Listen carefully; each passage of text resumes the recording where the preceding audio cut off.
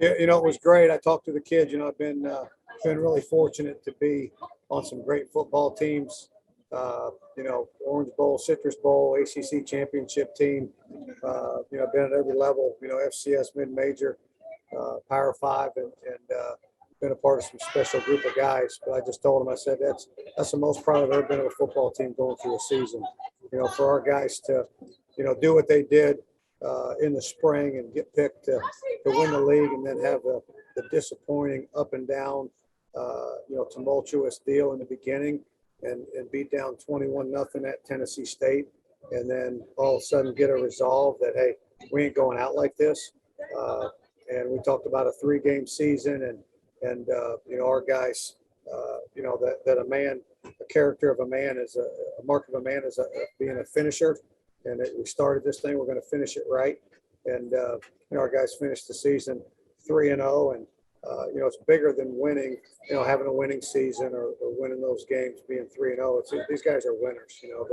They're a group of guys that never quit. It's amazing these last 3 weeks, and every opponent we played had 2 weeks to prepare for us. We had I quit counting how many guys we've had out because I was getting depressed, and guys stepping up and honoring their teammate the way they play with their next man up mentality, and then guys just playing with, not even close to being, 100%. So they're winners, and I've never been more proud of a team than this team right here, Team 97.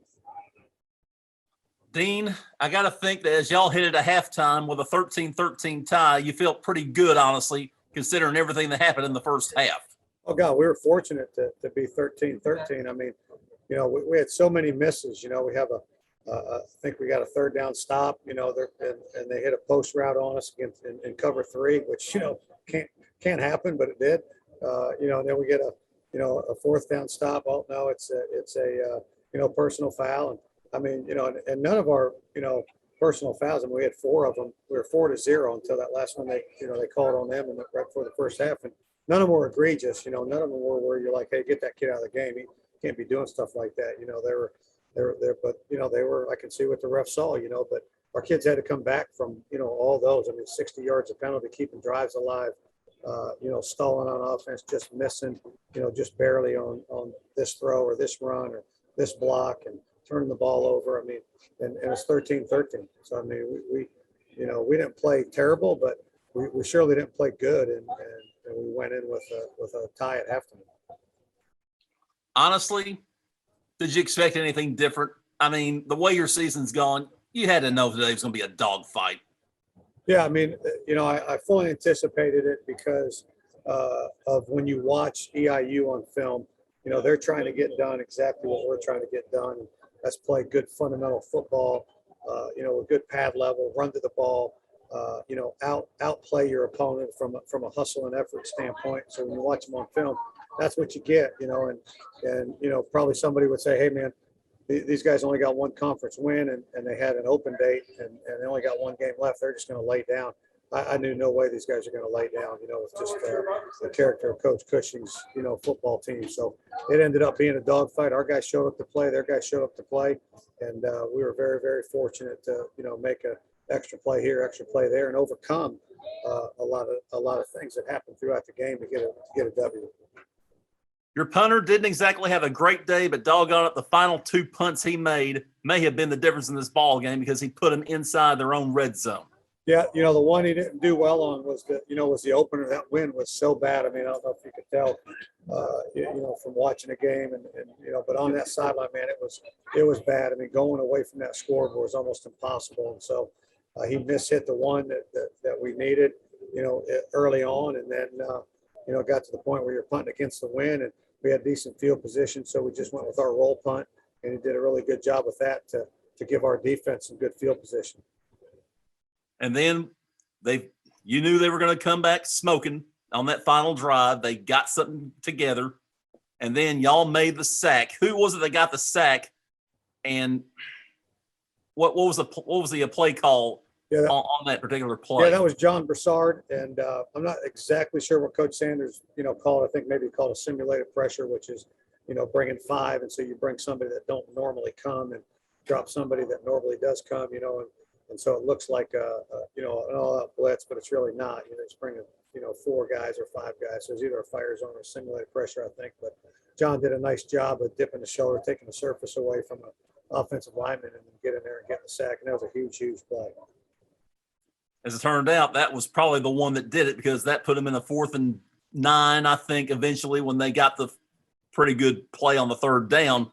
Yeah, and then coach pressured him. He did a nice job of pressuring him, not giving that kid a chance to set his feet and throw, and he missed through the thing.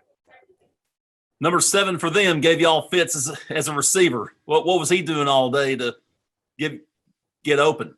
Well, when you're committed to stopping the run, which that's what we are, you're going to get some guys that'll have some big days, as an offensive receiver. So that's okay. I mean, we held them to, I don't know, 50, 60, 70 yards rushing, and right. We rushed for over 200. I'll take that any day, every day, and give a receiver a 200-yard game. I don't care, So that's not to say we're not out there competing and challenging every throw, but he wasn't wide open.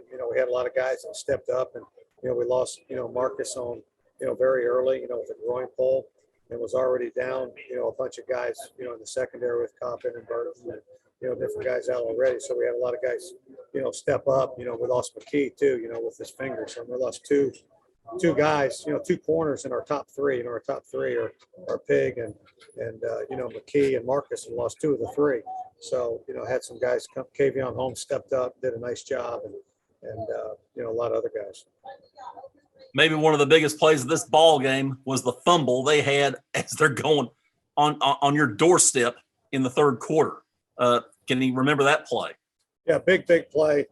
Coach called, I think, one of his, goal line type calls, and we had somebody, get some penetration. And I think it might have been a little bit of a mishandle on their part. I'm not 100% sure, until I watched the film. But somehow, some way, Jam got up, Jam got in there and got that thing. And, when it's a scrum, you're always pointing, that it's your ball. But heck, 90% of the time, you don't have any clue it's your ball or not, till they come out of the pile with it. So that was a big play. And maybe that big play was created because I think it was Quinon's Turner kept the guy from going in the end zone on an in around the play before that. Yeah, I think that was Samuda. I think Quinon's might have been on the edge and fighting to get outside of that wide receiver stock blocking him, and Samuda came inside out and made a heck of a play. And that, of course, gave y'all the chance to have that fumble, because Hill would have scored on that play if not for that play by Samuda. No question. You never know which play's the one that's going to make a difference. Dean, one more question.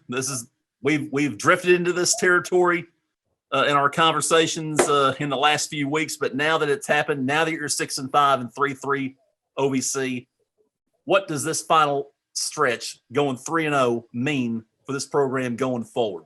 I think it's great, for the alumni. I think it's great, for the kids.